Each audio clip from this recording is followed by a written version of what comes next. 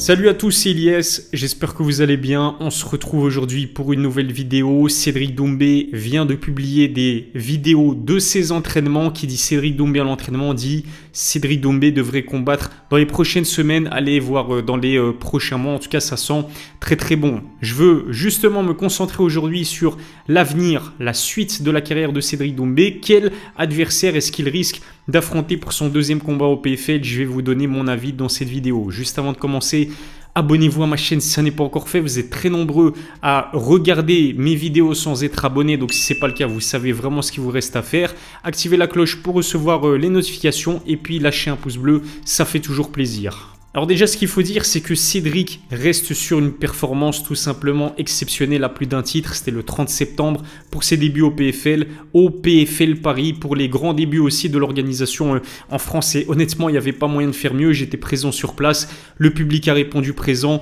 99,9% des personnes qui ont acheté leur place au Zénith de Paris ce soir-là sont venues pour une seule chose, c'était pour assister à la performance de Cédric Doumbé. Mais aussi bien sa performance d'un point de vue sportif dans l'octogone, mais aussi sa performance en tant que showman, et il a tout réussi, que ce soit sa performance sportive en l'emportant au bout de 9 secondes face à Jordan Zebo, et puis d'un point de vue show, en arrivant par exemple avec un matelas juste avant de rentrer dans l'octogone. C'était incroyable le fait que avant le combat, ils se mettent à crier Jordan t'es mort et que tout le public a suivi. Non, franchement, c'était juste exceptionnel. Mais donc, Cédric Doumbé va devoir faire si pas mieux, aussi bien que cette grande réussite pour ses débuts au PFL pour son prochain combat. La barre, il l'a placée très haut et donc il lui faudra un partenaire de danse idéal pour au moins égaler cette performance à tout point de vue. Ce qui est sûr, c'est qu'on est à quelques semaines, je pense vraiment, de son prochain combat. Pourquoi est-ce que je dis ça? Parce que comme je vous l'ai expliqué tout à l'heure, Cédric Doumbé sur ses réseaux sociaux commence à partager des vidéos de lui à l'entraînement. C'est sa reprise de l'entraînement et je pense que Cédric Doumbé, c'est pas le genre de combattant qui va s'entraîner comme ça toute l'année dans le vent sans avoir de combat déjà programmé, ou en tout cas sans discussion préalable avec son agent et l'organisation dans laquelle il combat. Peut-être que je me trompe, mais en tout cas c'est mon avis. Je pense vraiment que lorsque Cédric se met à l'entraînement et qu'il l'annonce comme ça de manière publique, c'est qu'il y a un combat qui est en marche. Reste à déterminer quel sera son prochain adversaire. Pendant longtemps, on a cru que ça allait être Baki, Baysangour Shamsudinov, qui était censé affronter Félix Klinkhammer au précédent arrêt. C'était pour la ceinture des poids welter de l'organisation face à un Klinkhammer qui était invaincu. Très bel adversaire, plusieurs finalisations à son palmarès. Alors certes, un Félix Klinkhammer, c'est pas un nom clinquant pour le grand public du MMA, pour les connaisseurs du MMA, tout le monde sait qui est Félix Klinkhammer, et c'était vraiment un très bel adversaire pour Baysangour Shamsudinov, et en plus de cela pour la ceinture des poids welter de l'ARES,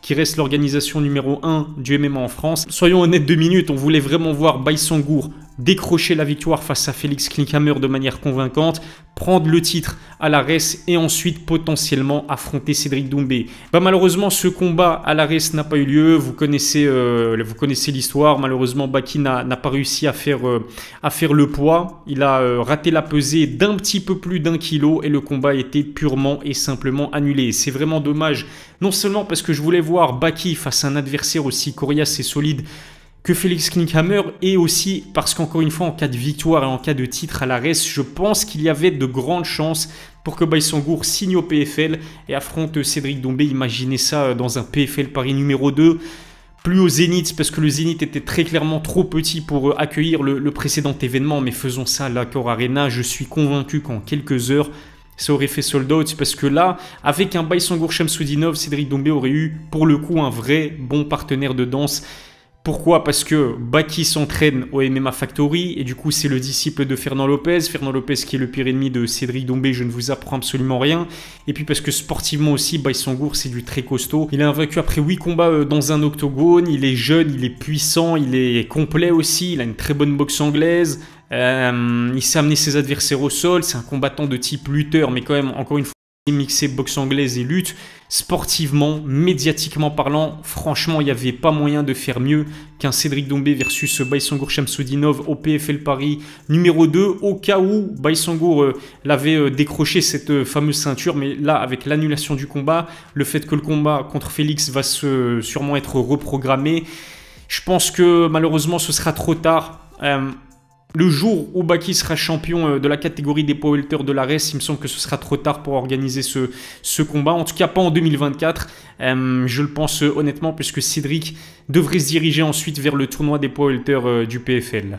Alors dans les prochaines semaines, il y a un autre combattant de MMA français qui pourrait intéresser Cédric Doumbé, et ce combattant de MMA, c'est Alex Lahoré. Je pense que vous n'êtes peut-être pas familier avec ce nom-là, Alex Lahoré. En fait, c'est un combattant franco-ivoirien pour être précis. Il a plus de 30 combats de MMA à son actif, donc en termes d'expérience pure en MMA, il est largement devant Cédric Doumbé. Il évolue pour l'instant dans l'organisation Octagone, où évolue par exemple un gars comme Losen Keita ou un Ivan Bushinger, donc ça reste quand même une organisation compétitive de l'Est de l'Europe.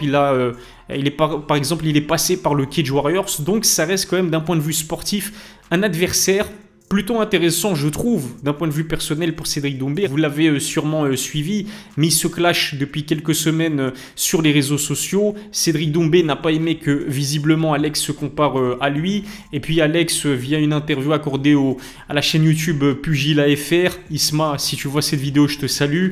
Et via différents tweets aussi, on sait que ça peut contribuer à créer une sorte d'engouement pour mettre en place un combat. Et Alex en a bien besoin de sortir le trash talk comme il le fait pour l'instant. Pourquoi ? Parce que d'un point de vue popularité et visibilité médiatique, il est largement en dessous de Cédric Doumbé. Si Cédric accepte d'affronter Alex Lahoré, il lui fait une gigafleur. Et comme pour Jordan Zebo aussi, qui n'était pas aussi connu que Cédric Doumbé, ça pourrait donner énormément de lumière à Alex Lahoré. Est-ce que ça pourrait vous intéresser, vous, un Cédric Doumbé versus Alex Lahoré? Moi, absolument. Oui, ça pourrait m'intéresser, surtout si on fait ça sur le sol français.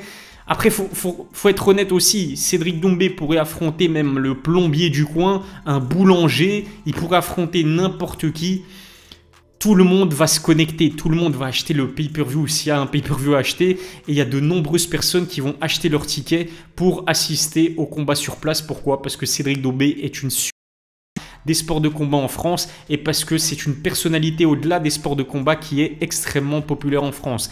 Mais si Alex Lahoré continue de jouer le jeu et de sortir le trash talk comme il le fait, ça pourrait même intéresser le PFL, qui pourrait être tenté de le signer et faire comme pour Jordan Zebo, le signer pour un seul combat et pour affronter principalement Cédric Doumbé. Si on quitte la scène française du MMA, il y a aussi des adversaires potentiellement intéressants pour Cédric et qui évoluent à l'international. Ce sont des Américains. Il en a cité 3 juste après sa victoire contre Jordan Zebo. Ses adversaires, c'est Nate Diaz, Masvidal et Anthony Pettis. Alors pour Nate Diaz et Masvidal, ça me semble vraiment très compromis. Ils n'ont même pas répondu au call-out de Cédric Doumbé, et je pense vraiment que Nate comme Masvidal, leur prochain combat de MMA, si prochain combat de MMA il y a, parce que Nate a pris sa retraite entre guillemets de l'UFC, hein, pas du MMA mais de l'UFC, même si je pense vraiment que, imaginons qu'une trilogie contre Conor se mette soit possible, il va évidemment revenir du côté de sa maison mère qui est l'UFC. Pareil pour Masvidal, pour un gros billet avec un adversaire intéressant.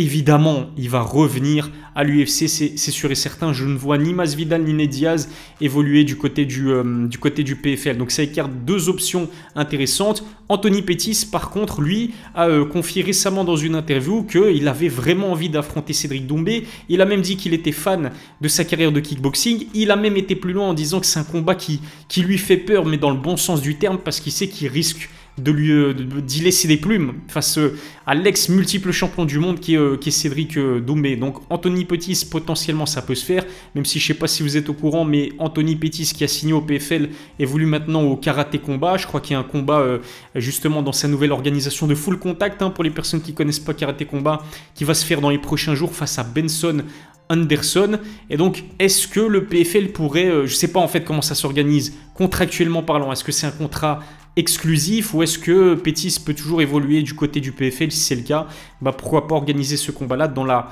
Super Fight Division, qui est la division créée par le PFL à l'arrivée de Jake Paul. Et c'est en fait la division du PFL qui pourra mettre en place des grosses affiches qui se partageraient, qui seraient diffusées via l'achat de pay-per-view. Mais si le PFL veut vraiment miser sur le pay-per-view et faire des chiffres un minimum intéressants, ce qui n'est pas le cas à l'heure actuelle, va vraiment falloir faire appel à des combattants un minimum divertissants avec des gros noms.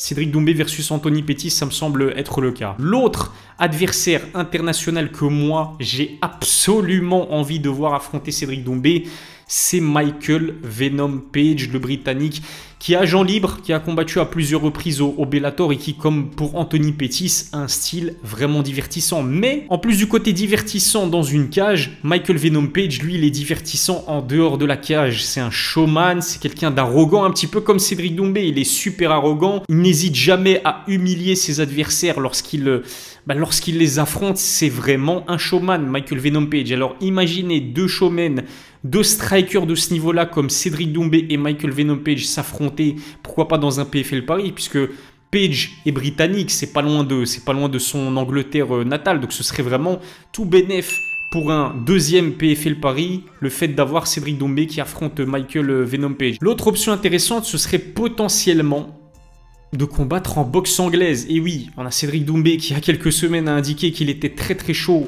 pour affronter Canelo Alvarez. Bon, je pense que c'est largement trop tôt. Il aimerait bien faire comme Francis Ngannou qui a affronté Tyson Fury, sauf que Francis Ngannou a été champion du monde à l'UFC, qui est l'organisation numéro 1 du MMA. Et Francis Ngannou, contrairement à Cédric Doumbé, lui, sa fanbase, elle est à l'international. Il est soutenu par son Afrique, par son continent. Il est soutenu aussi par le public français parce qu'il est passé par la France. Il a évolué, je vous apprends rien, au MMA Factory.